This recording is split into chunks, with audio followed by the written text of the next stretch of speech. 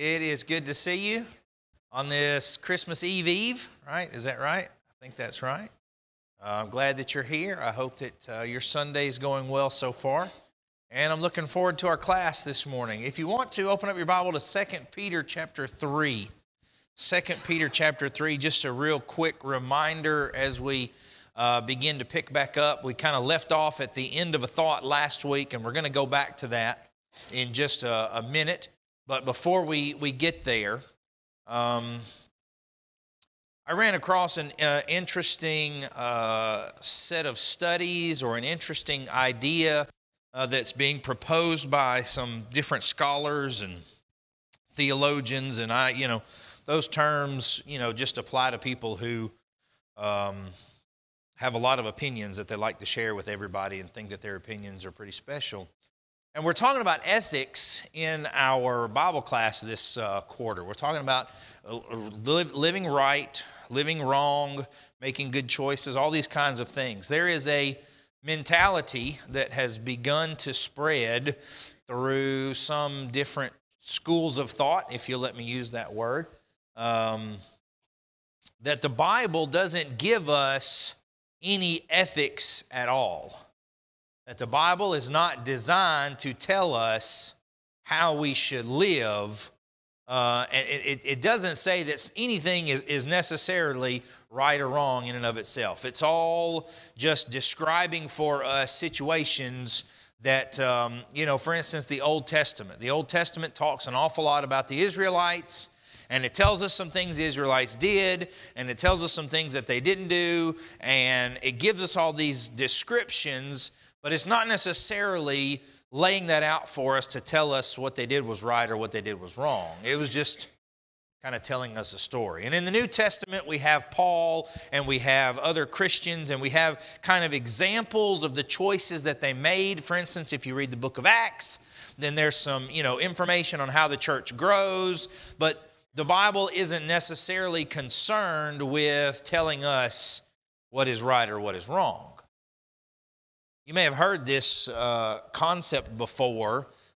Several years ago, there was a big debate over whether the Bible is a rule book or a love letter. I don't know if anybody else has heard those terms before. But there was a big argument, a big debate between different schools of thought that said, you know what, the Bible is not just a bunch of rules. It's not just a bunch of do this and don't do this, thou shalt not. The Bible is God's love letter to people, love letter to His creation.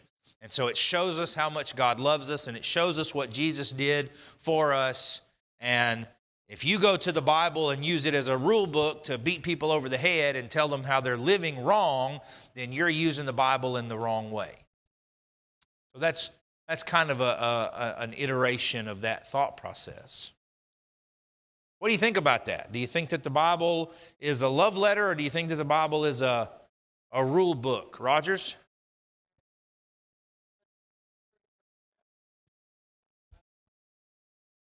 Second Peter chapter 3, verse 11. Well, you sure enough did just jump right on the verse that I was going to get to. So I probably shouldn't have. I gave it away, didn't I?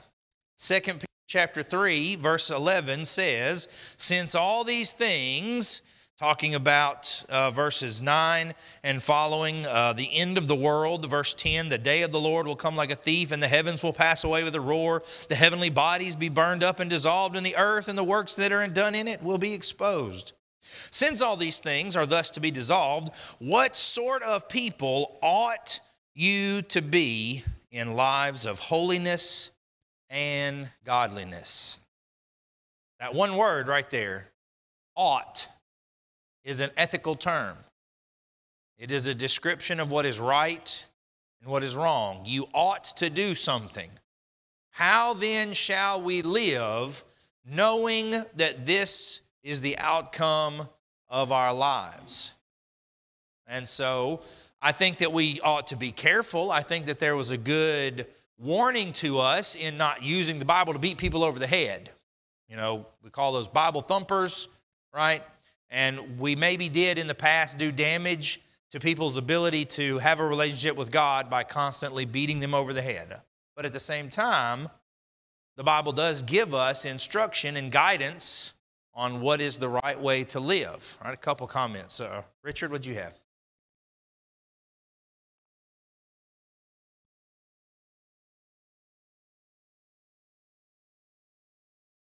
Right. If that's the approach we should take, that the Bible is just a love letter, then it doesn't provide us with any useful standard of how we should live our lives, of how we should be guided.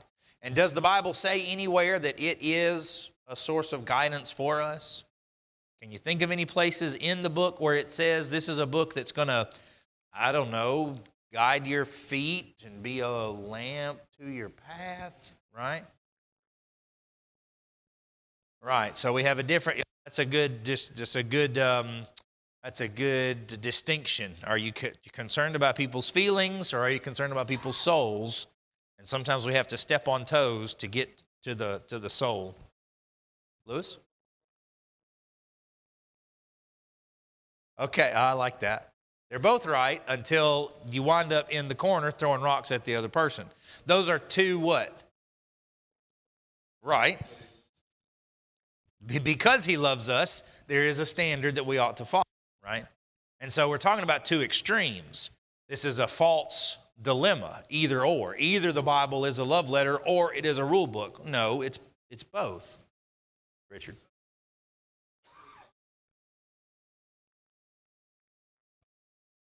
Right. I love that child. I didn't want to hurt his feelings by telling him what to do, so I just let him do whatever he wanted to do, go wherever he wanted to go. I'm not allowed to say stupid in Bible class, but I agree with you. Steve?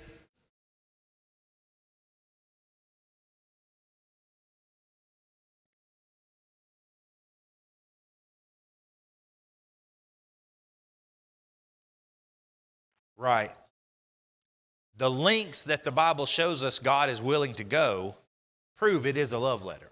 It is absolutely a description of the love God has always had for his people.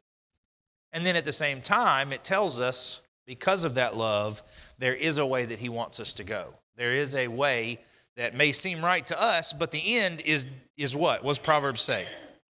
Death or destruction. If you love someone, do you want them to go down a road that leads to death and destruction? No. And so if you have the opportunity, if you have the ability to help them get on a different path, then certainly we would want them to take that.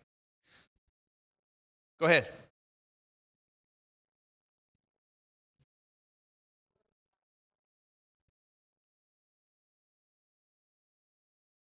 Being judged means you're going to be held to account for the deeds that we do. That's exactly right.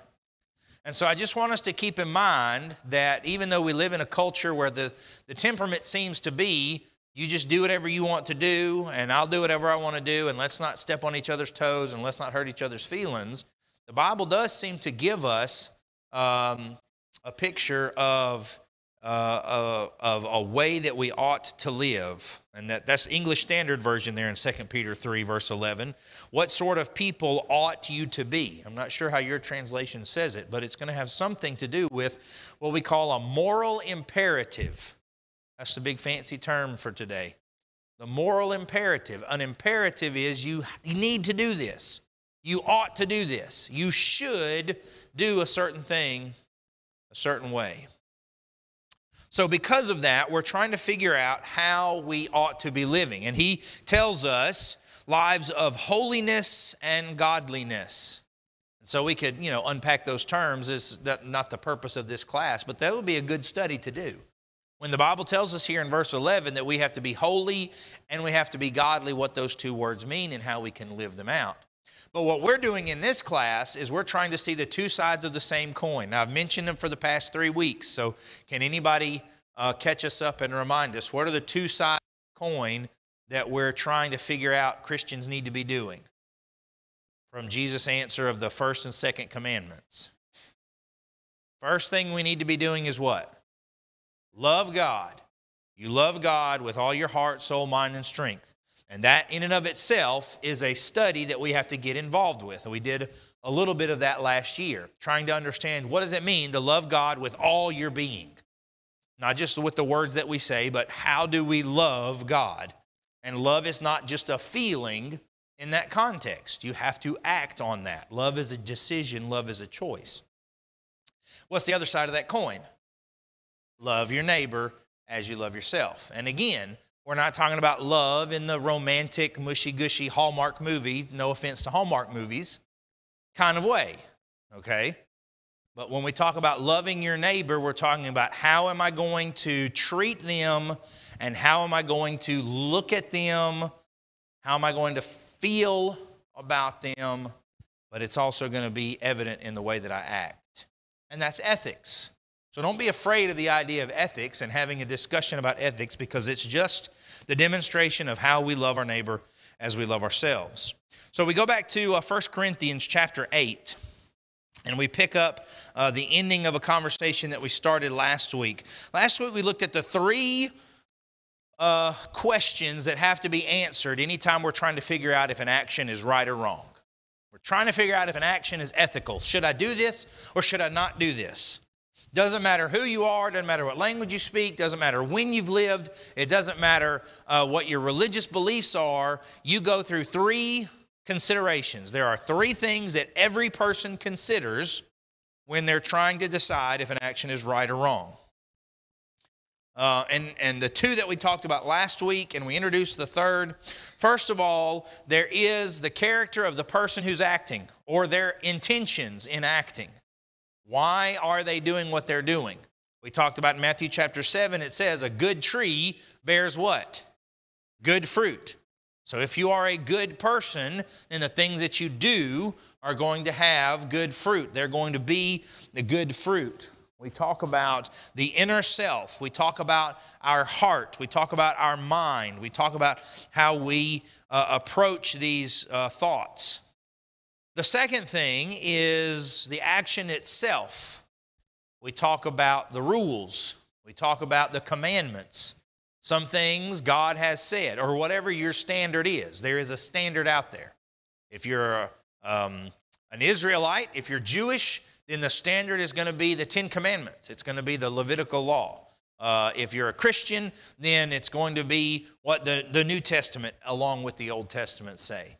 If you're Muslim, then it's going to be a different set of rules, but it's still standards, right? If you live in a country, you have to follow the rules of that country. You have to follow the laws of the land. That's what we talk about, obeying the laws of the land. We'll have a particular lesson probably later on that'll talk about that a little bit. But if it says that it's illegal in this country to do something, then we are bound to follow the rules whether we like it or not. I don't know many people in this room who look forward to April 15th, for instance.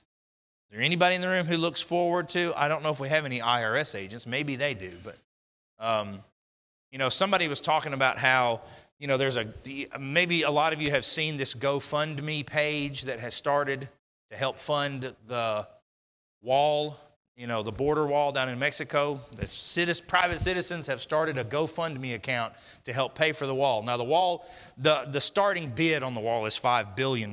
So I don't know how successful it's going to be, but there's a lot of people out there who have given $5 million have been put on this GoFundMe page, just raised by private citizens. Let's help build up the security in our country. And somebody made a good point. The IRS is the ultimate GoFundMe page. And I don't think we really have to set up our own FundMe page. If the government decides it wants to do something, they'll fund it. They'll come to our pockets.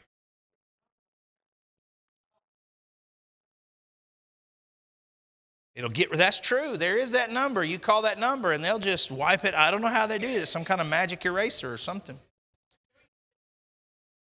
Has it gone up to 10 million already? Wow, that's incredible. That's incredible. All right. So the point is that there are standards, there are rules. Where you get the rules may be up for discussion, but the point is that we've all got rules that we have to follow. Okay? But isn't it the case that sometimes rules are made what? We say rules are made to be broken. Now that may be stretching it a little bit. But there are instances when things that we typically think of as being right or wrong can change. And so we try to figure out why is it that sometimes it's something we're supposed to do and sometimes we're not supposed to do it? Why is it that sometimes if you speed, you get pulled over by the police, and other times it's okay for somebody driving a vehicle to exceed the posted speed limit sign? Why is it sometimes okay for somebody to break the speed limit laws? All right, so maybe the situation that's going on, there are different factors, what we call mitigating circumstances. Ever heard that phraseology before? All right, if you're driving an ambulance, or if somebody's driving an ambulance, they're coming to my house and I'm having a heart attack, what do I want them to do? I want them to go fast. I want to be safe, but I want to be fast. If your house is on fire, right, we want the fire truck to be able to go fast. Depends on who's driving sometimes, but the point is that we have these circumstances that change how we treat things. So what we talked about last week, the third thing that we often consider is the outcome. The outcome of the action sometimes determines whether or not a thing is good or bad. If the outcome of a fire truck driving over the speed limit is allowing them to get to the house and extinguish the fire quicker and result in less damage and save and preserve life, then was it a good thing that they broke the law? In that instance, it's a good thing. But you know what? It is still illegal. I don't know if you are aware of this. It is illegal for a fire truck to speed. It is illegal for an ambulance to break the speed limit. Doesn't matter if the lights and sirens are running, it is still illegal. It is still a violation of the law. It's not that the law ceases to exist.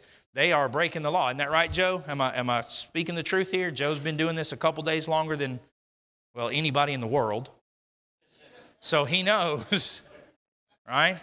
But the fact of the matter is that Joe's driving a fire truck and he blows through an intersection through a red light and he hits another car. What happens, Joe? You're going bye-bye. The driver of that fire truck's in trouble because he broke the law. It didn't matter why he broke the law, he broke the law. Right, the due regard. And so you have to operate it in a safe manner, but because of extenuating circumstances, we allow the rules to be applied in different ways. Same thing. Well, yeah, man, I could tell you some stories, right? Right? They have to have a good reason. The point is that there needs to be an intention. Here's what I mean. Turn over to 1 Corinthians chapter 8. I was going to ask for a show of hands. I decided not to do that because I didn't want to call anybody out. But we think about what we like to eat, especially this time of year, but all the time. And 1 Corinthians chapter 8 is all about food. And I want us to notice something that this chapter points out for us in terms of ethics and how we determine whether or not we can and can't do something. Concerning food offered to idols, this is 1 Corinthians 8 verse 1, we know that all of us possess knowledge. This knowledge puffs up, love builds up. Now there's a distinction between love and how loving your neighbor should help build people up. If anyone imagines he knows something, he does not yet know as he ought to. But if anyone loves God, he's known by God. Therefore, as to the eating of food offered to idols, we know that an idol has no real existence and that there is no God but one. For although there may be so-called gods in heaven or on earth, and indeed there are many gods and many lords, for us there is one God, the Father, from whom are all things, and for whom we exist, and one Lord, Jesus Christ, through whom are all things, and through whom we exist. So here's the scenario. Paul is discussing with the church at Corinth. In Corinth and every other major Roman city, there was the marketplace, just like Walmart. And you go there and you do your shopping. And just like Walmart, there's a meat section. There's a deli. And you go up and you buy the meat. But the difference in ancient Roman cities is when you went to buy meat from the marketplace, the most frequent place that animals were executed was in temples, when animals were offered as sacrifices. And did the Roman cities sacrifice to God like the Jews did? No, who did the Roman citizens sacrifice animals to? Their own gods, Zeus and Apollos and Jupiter and Minerva and Hera. I mean, all the different, you go through the mythology and all these different gods and goddesses. And so they sacrificed the animal to their god, they worshiped their god, and then when they were finished doing that, they butchered the animal, and they took the meat to the marketplace, and they put it on sale. So if you wanted lamb chops, go to the marketplace, buy a lamb chop. But you need to understand that you're buying it from a priest, not a butcher. You're buying it from a priest. Now, what does Paul say in 1 Corinthians chapter 8, verses 4 through 6? Does it matter if they offered an animal to Zeus? No, because what do we know about Zeus? He don't exist. He's not real. He's a figment of their imagination. So don't worry about it. We know that there's only one God. We know that we're not worshiping a false idol. We know that. So, no big deal. In fact, there are other places. If you turn over to chapter 10,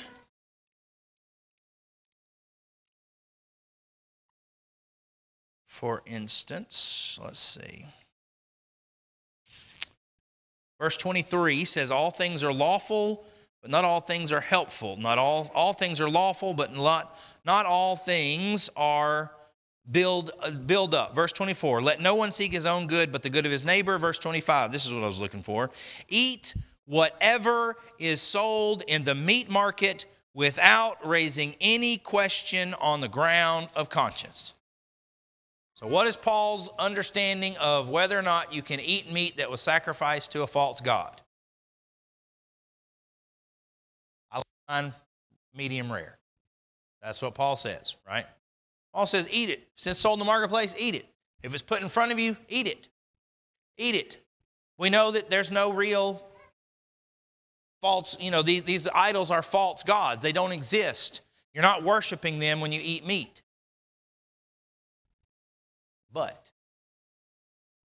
However, there is a time when you can't do that. Paul just said it was okay to do it. Paul just said there was nothing wrong with doing it. It's not wrong to do. So what do I mean by that? Well, let's keep reading. Go back to 1 Corinthians 8 and verse 7. After the section we just read, it says in 1 Corinthians 8, verse 7, however, not everyone possesses this knowledge, but some, through former association with idols, eat food as really offered to the idol, and their conscience, being weak, is defiled. Food will not commend us to God.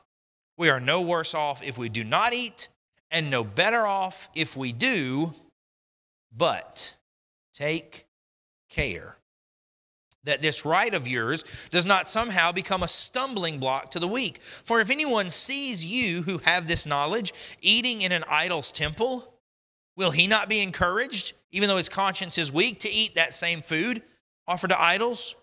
And so by your knowledge, this weak person is destroyed, the brother for whom Christ died. And you sin against your brother by wounding their conscience when it's weak. And you sin against Christ. Therefore, if food makes my brother stumble, I will never eat meat, lest I make my brother stumble. Now, remember the reason for this discussion.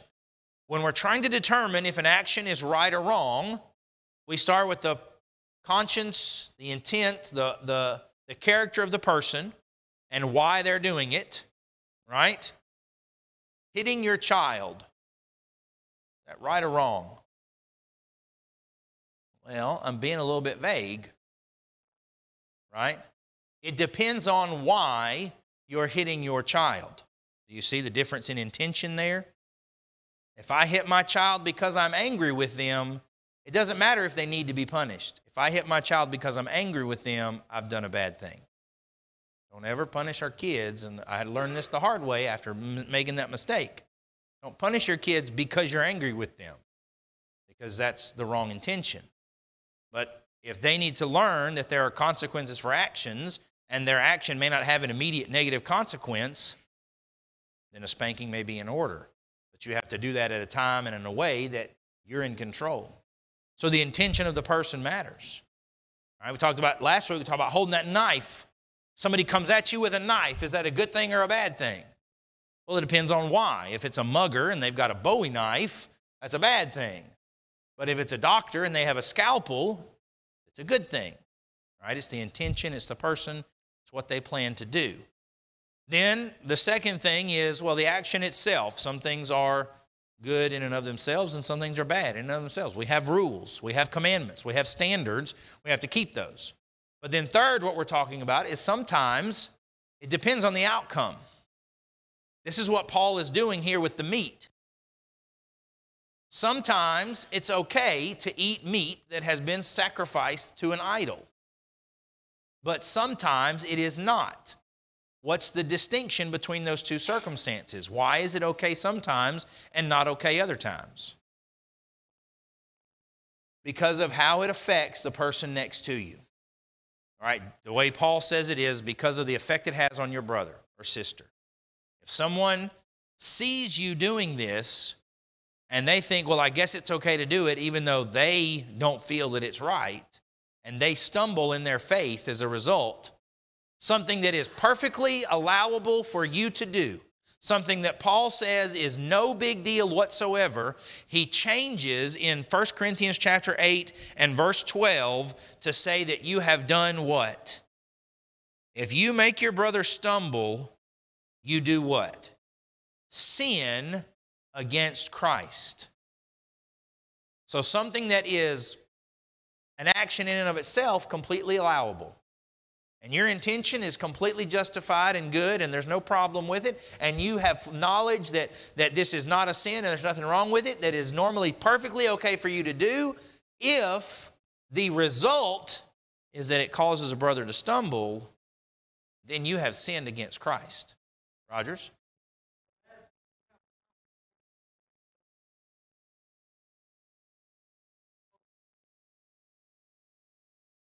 What's 1 Timothy 4 and verse 4 say, Rogers?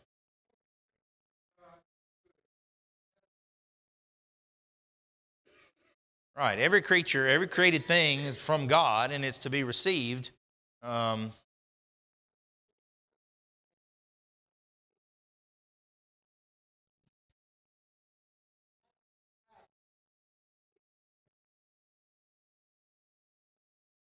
It said you have to eat fish on Friday.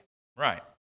And so some of those distinctions and some of those differences, obviously we want to be able to educate everyone. We want everyone to be able to come to a fuller understanding and to grow. And so as we have that opportunity, that weak brother should first, if you have a problem with something somebody's doing, what should you first do? Go talk to them and say, hey, I have a question about this.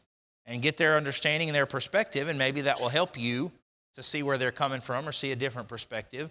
And there may be a situation where, like 1 Corinthians chapter 8, something that you thought was completely unacceptable actually is okay.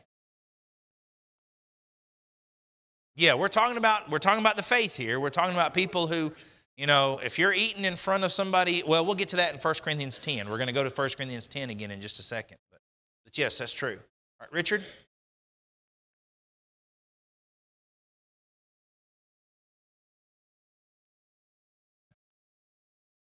That's true. You have to work it out to its logical conclusion.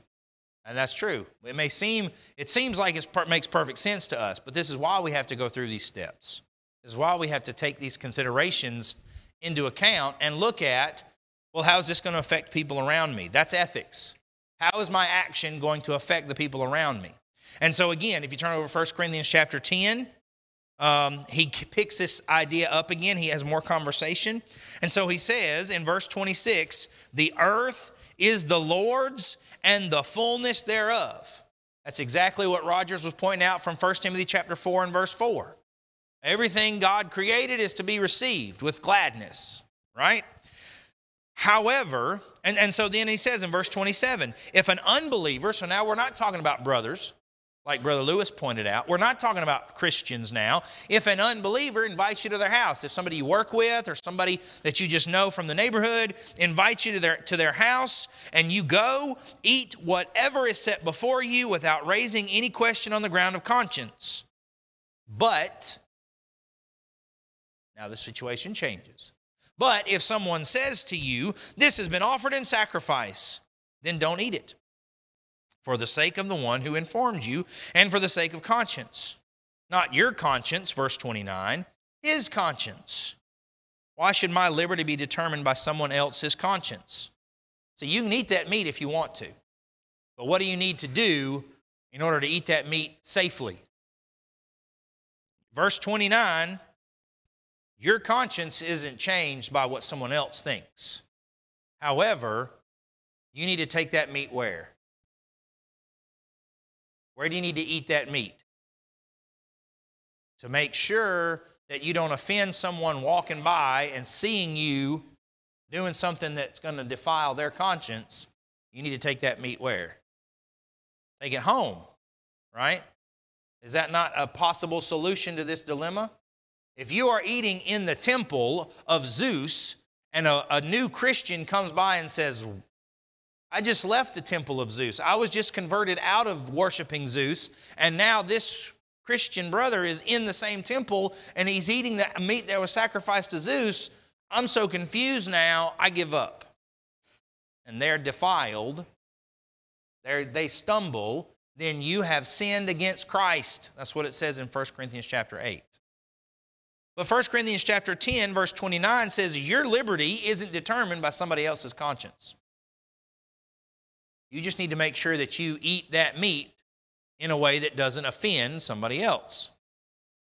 So that's why we talk about what we do in the privacy of our own home sometimes, being different. What I might do as an individual might be different than what I preach about from the pulpit, because we're at different stages, all of us, in our faith, and we have to acknowledge that. We have to be respectful for each other where we are in our faith.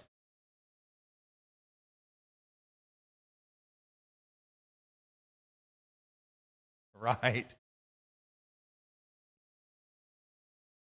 Because they can cause confusion. Wait a minute, is the preacher saying that, such and such, right?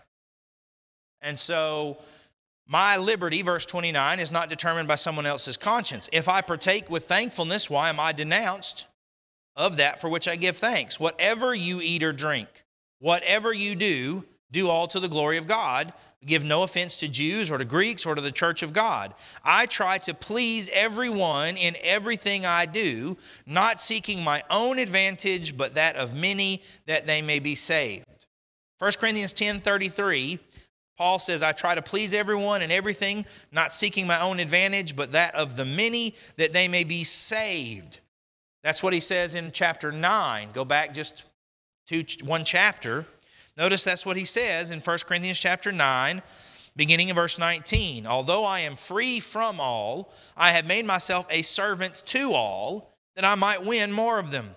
To the Jews I became as a Jew in order to win Jews. To those under the law I became as one under the law, even though I'm not under the law, that I might win those who are under the law. To those outside the law I became as one outside the law, even though I'm not outside the law of God. I'm under the law of Christ. But I did that so I might win those who are outside the law. To the weak, I became weak, to win the weak. I've become all things to all people, that by all means I might save some. And I do it all for the sake of the gospel, that I may share with them in its blessings. Another way to sum it up is the section that we read in chapter 10, verse 24. Let no one seek his own good, but the good of his neighbor. Or as Jesus put it, love your neighbor as yourself. Make a choice that is going to have a good outcome for the people around you. And so when we talk for the rest of this class in the coming weeks about a specific thing, because ethics is a very broad term. At college, when you take an ethics class, at college you have different buildings where they house different classes. If you want to take English classes, guess what? there's a building where they teach the English. All the English classes are in the same building. All the English professors are in that building. And they're not in the same building with science classes. The science labs and the science teachers and the science building, that's a separate entity. And the history building is over in a separate building. And the math building is a separate place. They're all separated. Business has its own building, right? Its own school. They all may be taught by the same university, but they're in different buildings because they're separated. Reading's over here, science is over here, math is over here, whatever. But that's not the case with ethics. There's a whole series of classes that you take called interdisciplinary studies.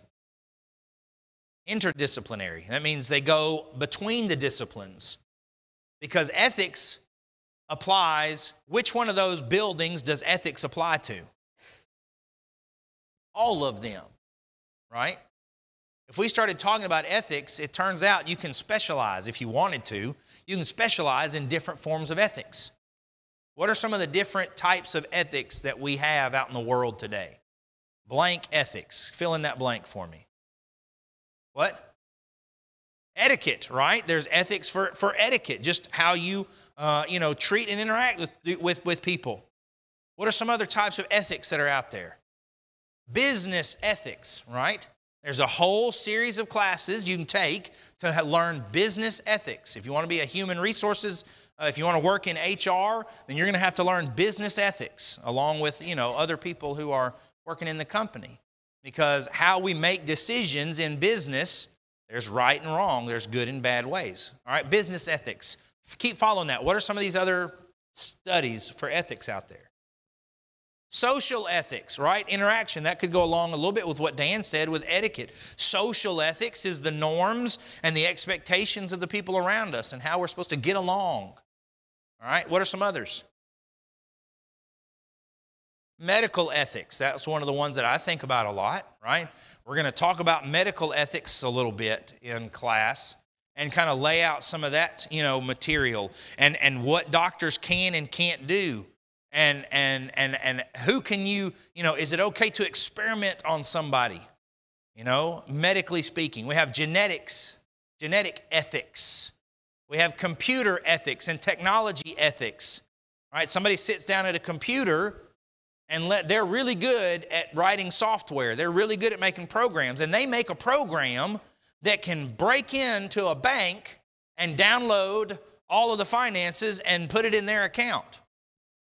Is that okay for them to do? Well, they're capable of doing it. They were capable of writing the program, making that software. So why can't they do it? Because computer ethics, technological ethics, there's a set of standards and a set of rules for what is and isn't allowed. See, ethics goes across every single branch of our lives. It touches everything. And so what we're going to do for the rest of these weeks in class is we're going to take some of those specific situations. And so we can talk about specific ethical dilemmas and ethical questions. What are we supposed to do in these scenarios? And some of them will be outlandish. Some will be like, wow, that is crazy. Some of you have been in classes already when we've done the trolley problem, and we're going to talk about the trolley a little bit. And if you don't know what that is, that'll be a fun class. All right? And it's a situation that probably you'll never face in the real world. But then we'll have other situations where, are there ethics involved with whether or not you pull the plug on somebody in the hospital on a ventilator? Those are ethical choices. And some of us will probably have to face those questions at some point in our lives. And what you do in those situations and how you come to those determinations. And so when we look at the Bible, and when we look at how we act, we're looking at these three things. What is the intention of the person? What are they trying to accomplish? Their character, their thought process, the action itself. You can have the best of intentions, but if you do the wrong thing, then it's going to cause a problem. And then finally, the outcome. You may have a good heart, and you may think that you are doing the right thing. But if the result leads to someone losing their life or losing their faith or some kind of catastrophe, well, then that action probably wasn't a good action. You see what I'm saying? So those three things work together.